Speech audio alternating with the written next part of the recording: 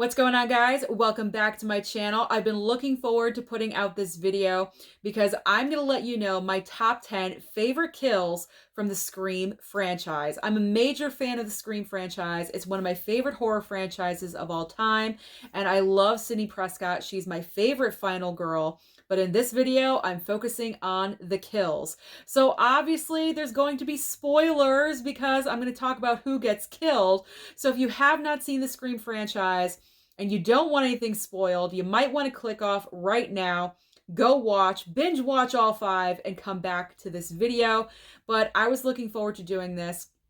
I did my annual Scream rewatch, especially with the brand new installment. So it's always good to have a brand new movie to really rank and think about which kills I enjoyed and loved the best. I haven't made a list like this before, so it really got me to thinking. Now, I'm sure a couple of these choices are going to surprise you, and I think number 10 is going to be the first surprise because it's Vince from Scream 5. So why am I putting in Vince from Scream 5? A lot of you, I'm sure, are saying, who? He was only really in 2 scenes, kind of a wasted character.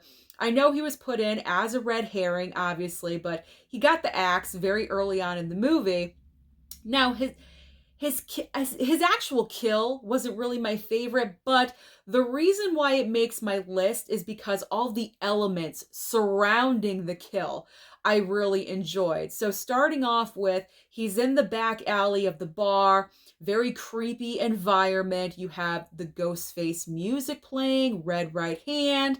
I love that. You have the element of the taunting with the car and revving the engine. Even though we didn't know how Ghostface was able to do that, you just put that all out of your mind. But what I really love when it came to the kill itself, my favorite point, no pun intended, was when Ghostface just stabbed him really quick in the neck. That's all you needed. I loved that moment. I thought that was a great, effective kill. And then he went on to continue the job. And unfortunately, Vince became a victim and he got the axe. But the entire environment surrounding that kill is what really got my attention and got me in the mood going forward for the rest of the movie. So that's why Vince makes it to the top 10 at number 10. So moving on to number 9, it is Jennifer, aka Parker Posey from Scream 3. Now, this is the only kill from Scream 3 that is represented on my list because I gotta be honest, Scream 3 is the worst movie of the franchise. We already know this. It's really not that creative when it comes to the kills. The only reason that Parker Posey as Jennifer is on this list is because of Dewey's stupidity, because you could clearly see where Jennifer is behind these mirrors. She's pounding. You could see the mirrors moving, but because of Dewey's drastic mistake of starting at the opposite end with shooting the mirrors out, unfortunately, he was not fast enough to save Jennifer, and so Ghostface got her in the end, and she crashed through the mirror. Gail screamed her head off because she's pretty much looking at herself. So because it's a memorable moment and Dewey was really dumb, really dumb in that situation, that is why she barely makes it onto my list at number 9. And plus, I love Parker Posey as an actress, so I did want to put her in there somewhere. So number 8, I'm going with Scream 2. One of the cops that got the pipe through the eye. If you guys do not remember this kill in Scream 2, I'll set it up really quickly. So Sydney and her friend are being transported from the campus to a safe house somewhere. Ghostface shows up. One of the cops is killed immediately. The other cop jumps on the hood of the car. Ghostface starts driving, gets into an accident, and the pipe goes through the back of the head, through the eye, and through the front into the car. I love that kill. It's so outside of the box. It's not a normal stabbing because a lot of people say that all Ghostface does is stab people. What about the pipe through the eye? I think it's very memorable and it's a great kill. And it's also an effective like plot pusher, because that is the only way that Sydney and her friend are able to get out of the vehicle, is because that pipe made a hole in the cop car. Otherwise, they just would have been trapped there. So it actually accelerated what was going to happen in the movie. So it was there for a point. So I really love that kill. So the cop with the pipe in the eye in Scream 2 makes number 8. Moving on to number 7, it is Judy Hicks in Scream 5. Now, the only reason that Judy Hicks's kill is even on this list is because of how ballsy this kill actually is. Number 1, it's in broad daylight, and I can't think of another kill that we had that was in as broad of daylight as that kill in Scream 5. And it's also right in front of her own house in her neighborhood. I'm picturing a cul-de-sac kind of neighborhood. Anyone could have been walking by at any point with a dog, with children. But no, it seems like no one was outside at that time. But she was just brutally stabbed in broad daylight in front of her own home. That sucks. That really, really sucks. So that's the pure flat out reason that Judy Hicks's kill is even on this list, is because of how ballsy Ghostface was in that moment. So let's move on to number 6. Number 6 kill on my list is Jill's mom from Scream 4. Now, Jill's mom, not really in the movie all that much, but her kill is extremely memorable because, as I like to call it, death by mail slot. Because if you guys recall in the movie, Sydney and Jill's mom are trying to hold the door back so that way Ghostface does not bust in. Is that going to stop Ghostface? No, it does not. Sydney gets up to go somewhere else. Jill's mom is just about to repeat and do so, except Ghostface stabs through the mail slot in the door and gets her right in the back. Now, I'm not really sure if that kind of stab would kill someone right away, but it did for Jill's mom. So because it's just such a unique kill, I've never seen a kill done like that in a previous horror film, it definitely gets points on my list. I'd like to see your list. Does this death fall on your list anywhere of top 10 Scream kills? Let me know down below. All right, we are getting into the top 5. So I'm starting off the top 5 at number 5 with Tatum from the original Scream movie.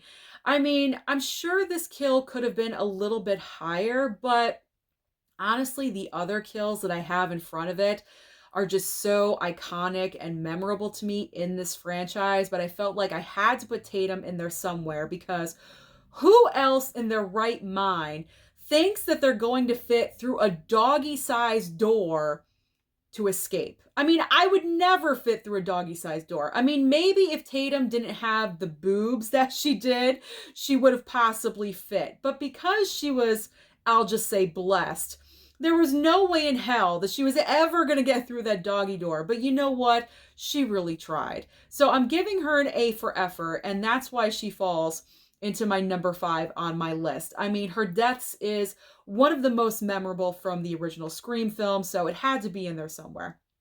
Moving on to number 4.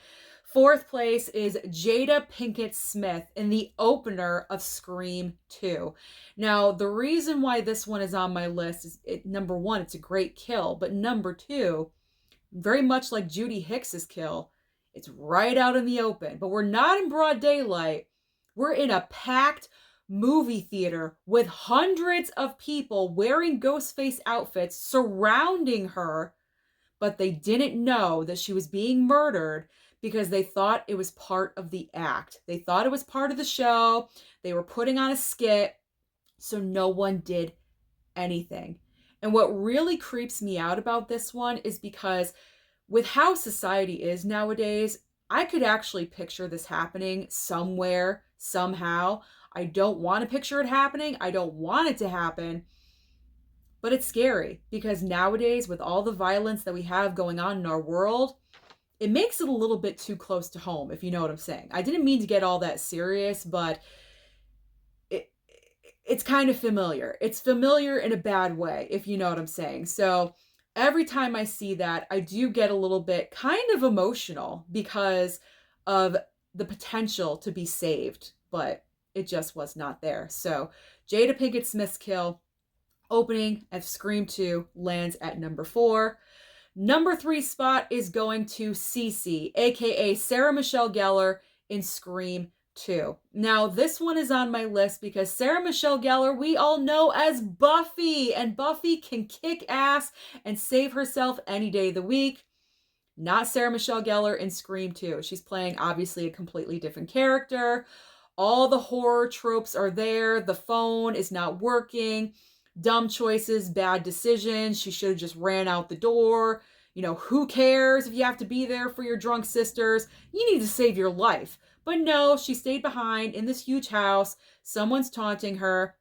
And then, of course, we have the iconic chase throughout the entire house, which ends up with 2 stabs and being flung off of the sorority house balcony. It's a very iconic sequence. I love watching it. I think Sarah Michelle Gellar does an extremely great job. She is great in horror films.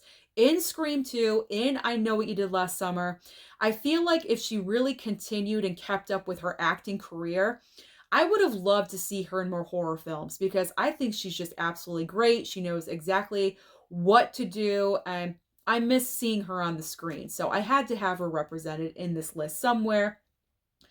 The runner-up. Who is the runner-up? It is Olivia from Scream 4. If you guys are unfamiliar with this character or you can't quite remember who she is Jill's neighbor. She comes home late at night, goes up to her room, Ghostface busts out of her closet and just slaughters her to pieces. So the reason why this one is on my list is because of the gore factor.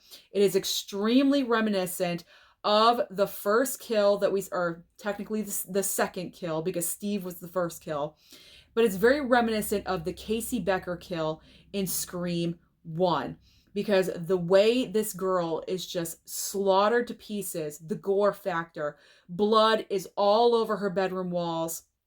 It looks like paint. It's so bloody.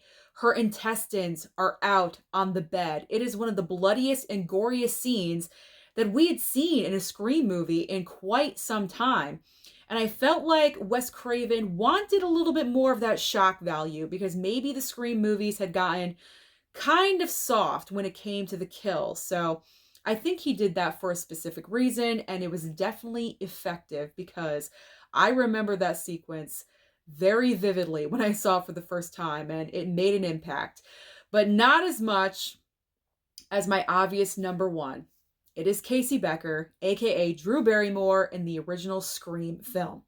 Back in 1996, a lot of people said the horror genre was dead, and then Scream debuted, and with this one sequence, confirmed that horror has not gone anywhere, or that horror is definitely back.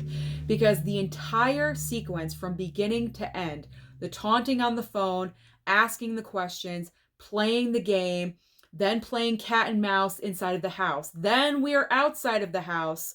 The actual contact between Ghostface and Casey Becker, but she still has that phone in her hand. Her parents are there. That's where it becomes heart-wrenching.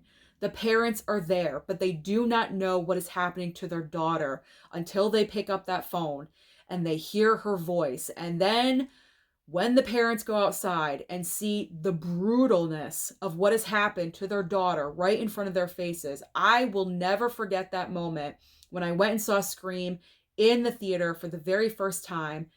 Casey Becker hanging there by a tree, all of her insides on the outside. It was such a graphic, gory, shocking kill and moment. I think that's a moment where a lot of people couldn't believe. It was a wow factor, but also it was, I want to continue watching this movie because I want to see what happens next. So that is the reason why Casey Becker's kill will always be the number 1 favorite kill on my Scream franchise kill list. So thank you so much for watching this video. Comment down below and let me know what kills are your favorite. What is your number 1 on your list? Don't forget to like and subscribe before you leave, and I'll see you next time.